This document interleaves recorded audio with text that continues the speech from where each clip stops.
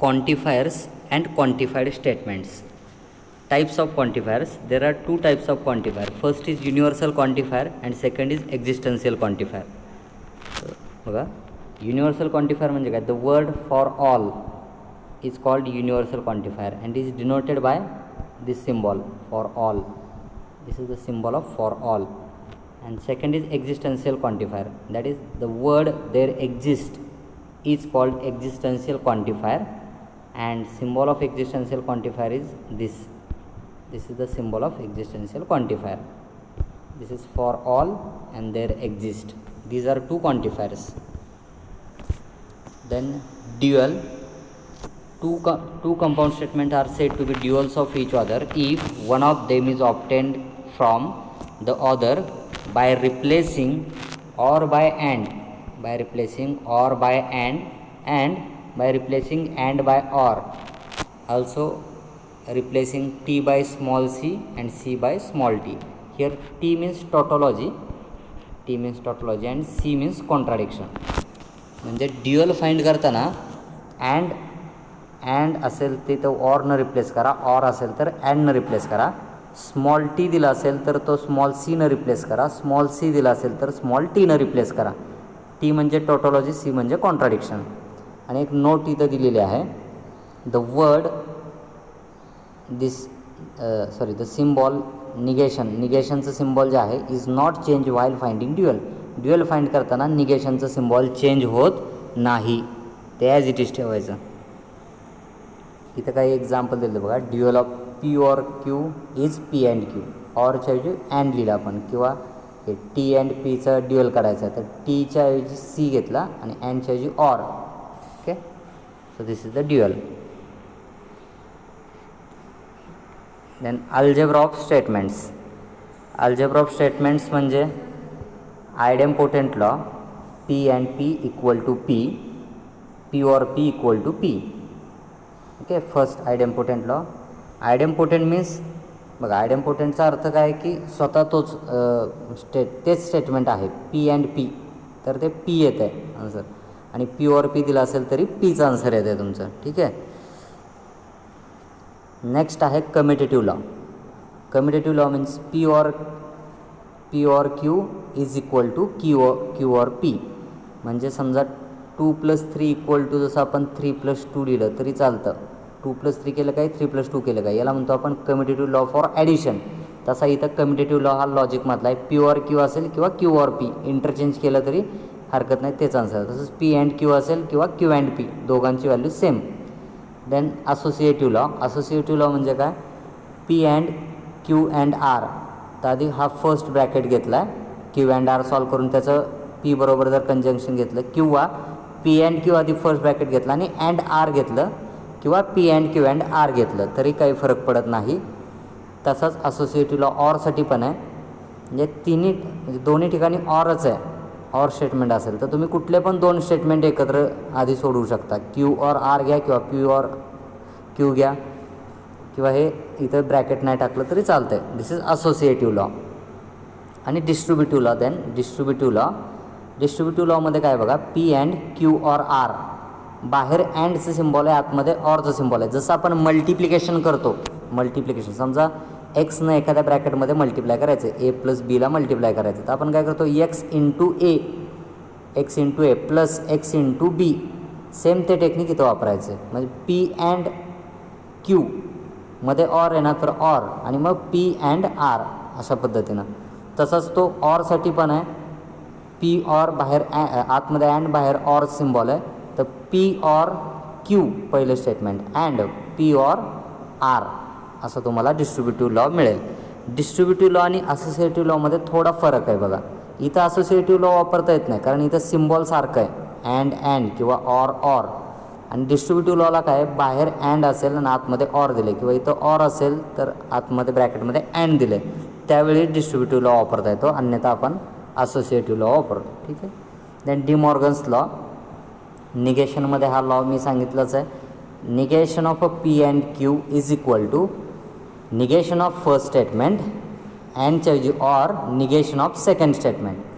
Then negation of a P or Q is equal to negation of P and negation of Q.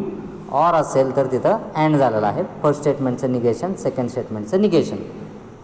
Then identity law, P and T, T means true, P and true is equal to P.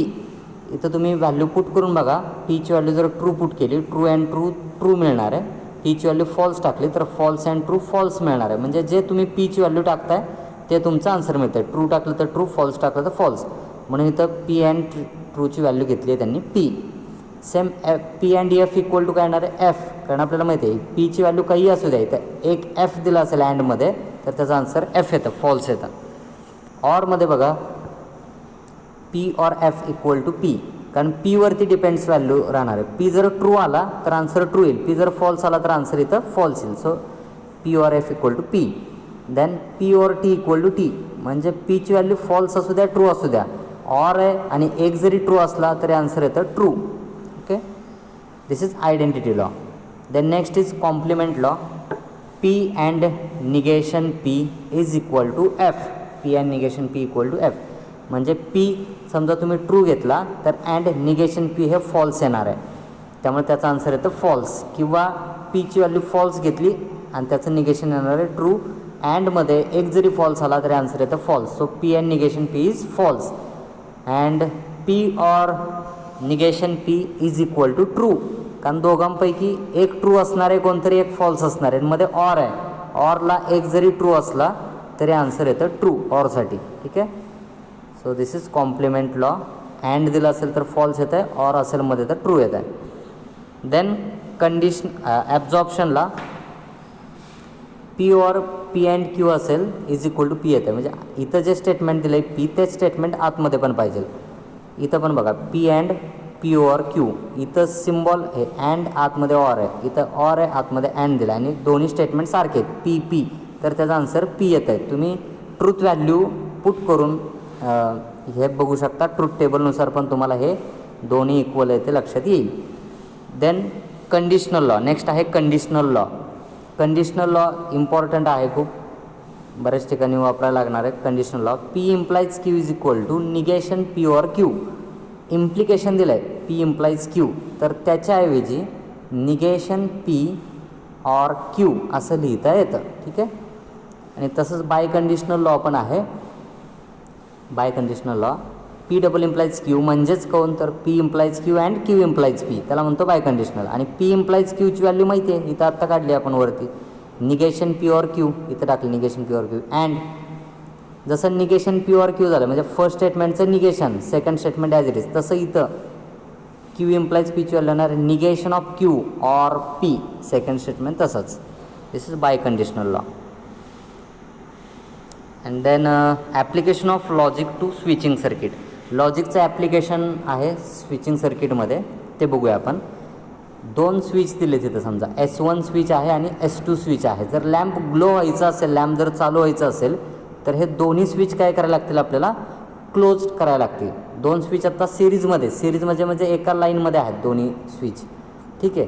जर हा एक switch close केला तर light चालू होणार नाही, त्यासाठी आपल्याला दोन्ही स्विच क्लोज करायला लागतील. म्हणजे switch S1 is closed and switch S2 is also closed. And घ्यायला लागेल इथं अँड. मग इथं दोन स्विच जर सिरीजमध्ये असतील तर त्याचा सिम्बॉलिक फॉर्म घेताना आपण अँड असा लिहिणार आहे, पी अँड क्यू.